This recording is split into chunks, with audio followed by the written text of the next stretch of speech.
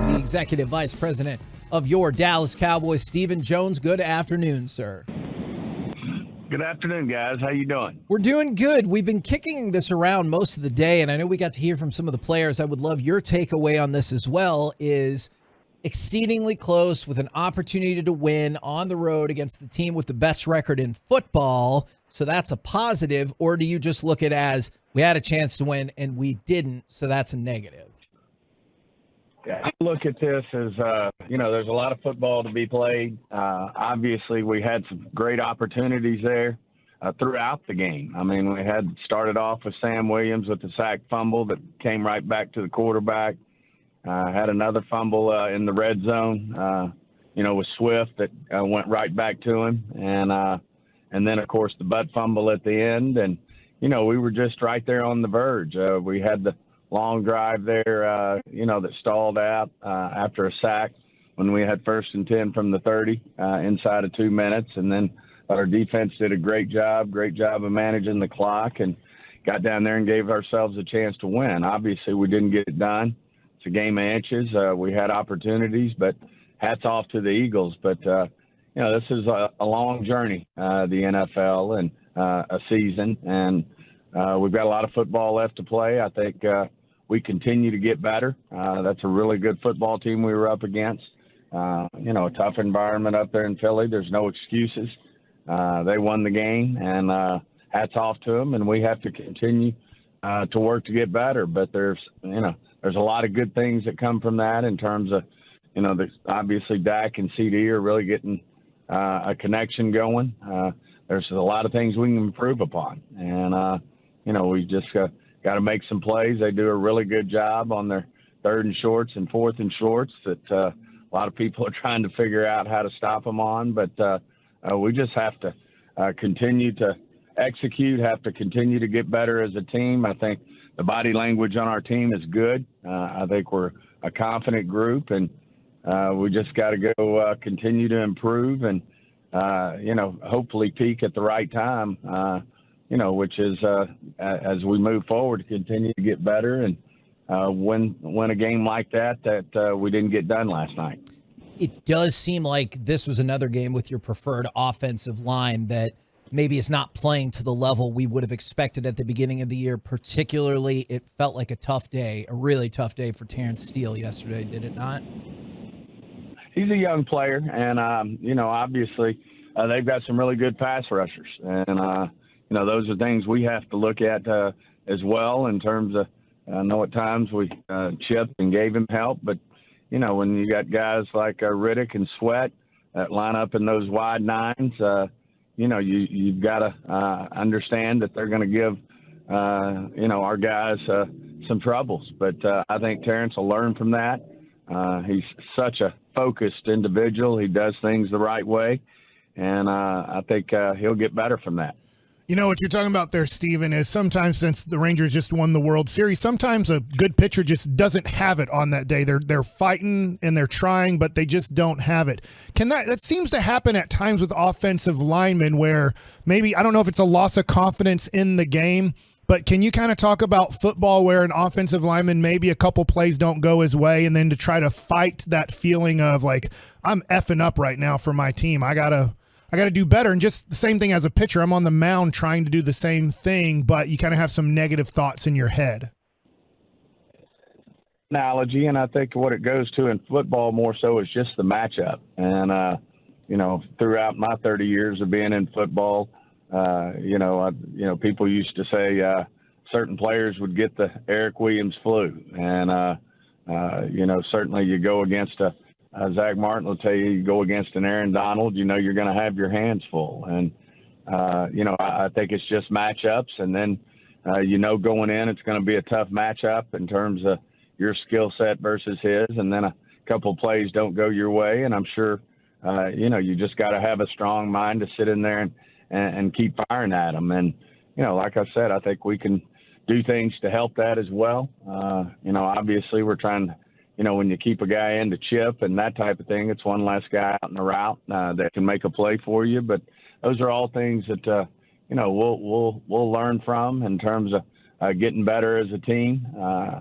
You just got to know that, the Eagles are going to, they're one of the top teams in the league. We feel like we are too. It was just one of those nights where we didn't quite get it done. We were right there knocking on the door and had our opportunities, but didn't quite get it done. One of my huge positives from the game is the development of Jake Ferguson. I know that's not his first good game of the year, but it just seems like as you guys have lost Schultz, moved on, that Jake Ferguson keeps getting better and better as the season's progressing. Yeah, we really feel good about that position. I think Jake's just doing an amazing job. His run after catch is really becoming, it's not a surprise anymore. It's just consistently good. And so I think, really like that tight end position. I think Schoonmaker made a great catch there.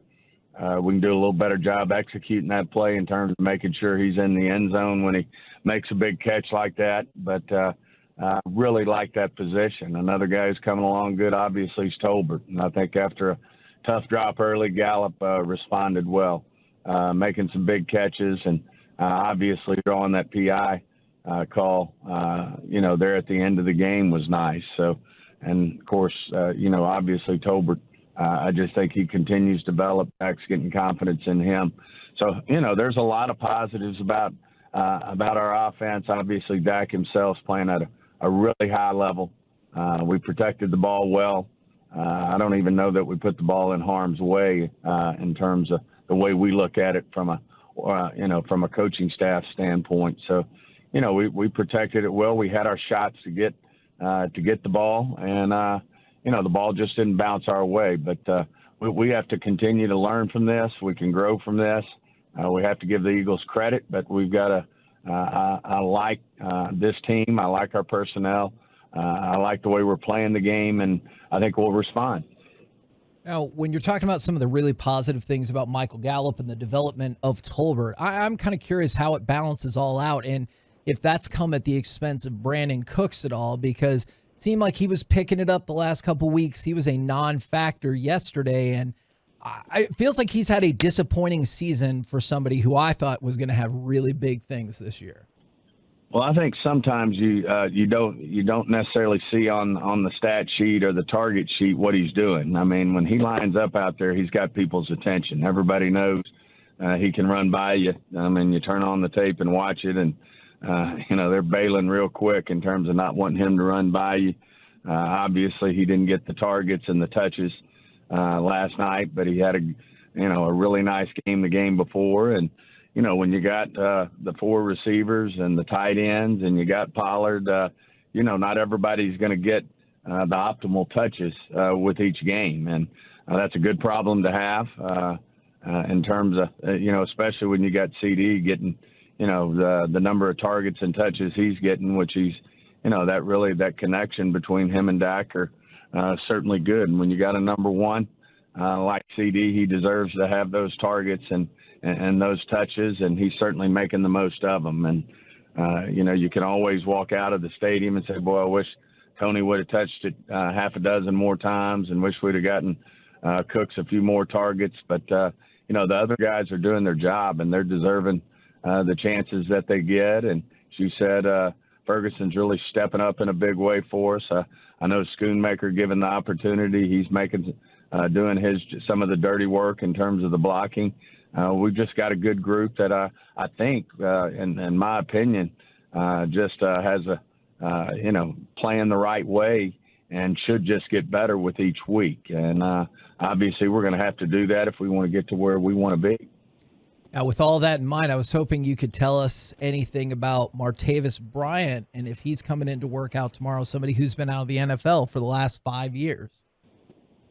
Yeah, he'll be in this afternoon, and we'll look at him. And he's been out of the league. He played in the USFL or XFL. Forgive me for which one it was. We've got about 3 or 4 leagues now, I think, going on in the off season. But he's a guy who got caught up, obviously, in his suspension, but it's a guy that's a big, strong, fast receiver that we'll certainly take a look at.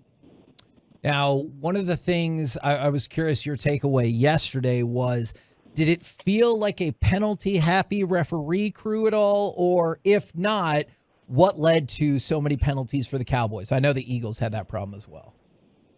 Well, it was, what you want is consistency, and I guess you could say it was consistent. I don't know, sitting on the competition committee that, that's not, necessarily what you want to see is 20 penalties in a ball game. But, they were pretty, I don't think you blame the refs for anything here. I mean, sure the Eagles had some calls they didn't love, and, we had some calls that we felt like could have been called and had some that we felt like shouldn't have been called on us, but that's the NFL. And, they're calling the game, when they see a foul, they're going to, in their mind, they're calling it. But 20's a lot, but, that's part of it. And it wasn't, it seemed like it was pretty consistent in terms of they were even-handed. Since you are on the competition committee, I know we've asked you this about it before, but you saw it again in person. Still good with the tush push or the brotherly shove or whatever you want to call it? Of course not. I'm against it. We're playing the team twice a year that probably does it the very best, and they've perfected it. I'm saying that in jest. There's no injury data or anything that would suggest that, it's a bad play, and so you have to, that's the things that we're looking for. You always look at it in terms of a play like that. You look at it every year. I know we'll give it another good going over in terms of making sure the injury data is not an issue, and continue to look at the way it affects ball games. But hats off to the Eagles. They do it the very best, and they've obviously worked on it and perfected it. And it's got a bunch of top defensive coordinators and head coaches trying to figure out the best way to stop it, because obviously they're very efficient at it. I was wondering about Leighton Vander Esch. I know he can come back for this upcoming week. I didn't know if there was an update on Vander Esch and his progress of coming back this year. Yeah, he's still, I would say that's still a question mark as to when or will he come back this year. I think that's a work in progress in terms of his injury, but it certainly won't be this week or for that matter, probably in the next couple of weeks. And then I was going to ask you this question because off of the Vander Esch injury, which happened weeks ago, Micah Parsons obviously moved around a lot more. It's kind of been really fun to watch how he's impacting the game from different situations, but it's given, I feel like, the opportunity for Sam Williams to get some more reps at defensive end. I'm a big fan of his. I like what he can do for you. What have you seen from him from the start of the year and now pretty much at the halfway point of the season on his progression? A little bit of it falls into the line we were talking about on targets to some of our weapons on offense. I mean, we've got a good group of defensive linemen there, and I like you, I'm a big fan of Sam Williams. I mean, all he's done is block a punt last week, played gunner, running, 4.45, I think at 6'5" and 260 pounds, and playing the gunner role, and he's proud to do it. And then obviously comes up with a big sack fumble, giving us an opportunity to make a play. And I think his skill set is really good, has a bunch of upside, and as he gets more opportunities, I think all you'll do is see this guy make more plays.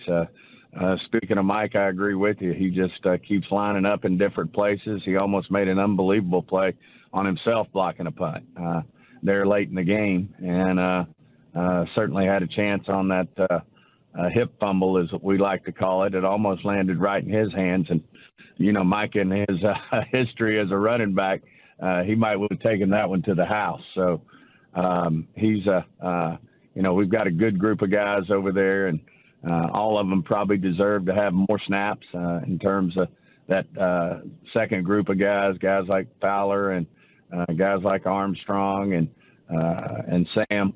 They're all doing a great job for us, and I think when given the opportunities, they make plays. Speaking of Micah, I'm not saying you're saying this at all. This is my opinion from watching all season and going back to last year. Is there any recourse if you feel like he's continually being held and the calls aren't being made? Do you submit video footage or anything like that? Can you walk us through what happens if you feel that's the case? Yeah, the head coaches, they come up with their tape that they send in if they so desire to do so. And, it's after the fact, so there's really not a lot you can do, but you do sometimes want clarification on why something was called, why something wasn't called. And certainly I'm no different than anybody else. Feel like sometimes it's got to be extreme for them to call a hold on Micah. I think just because that offensive lineman's got to do something. And I feel like, I'm sure a lot of people feel like their best pass rushers get held more than what's called. But, the guys, the officials do a great job out there in general. It's a tough job, tough positions they're put in. But there is a system in place where, our head coaches take the tape after a day like today. They send it in and they walk through it with Walt, who's head of officiating up there, and he can walk them through, if they felt like it was officials should have called something, shouldn't have called something, or, obviously justify why, in the officiating crew's mind, why they felt like it was called correctly, which is, it's a work in progress. It's never going to be perfect, as we know, and but I do admire and respect all our officials in the NFL. It's a difficult job, and everybody's always going to have an opinion, and a bigger opinion when it doesn't go your way than when it does, and that's part of it most of the time. I think most people will tell you these things even out. You just hope there's a good consistency, which usually there is, and like I said, my hat's off to the officials in the NFL. They have a hard job, but overall, I think they're trained well, and I think they do a good job. Appreciate it very much, good sir. We will catch up with you again next Monday. Thanks a lot, guys.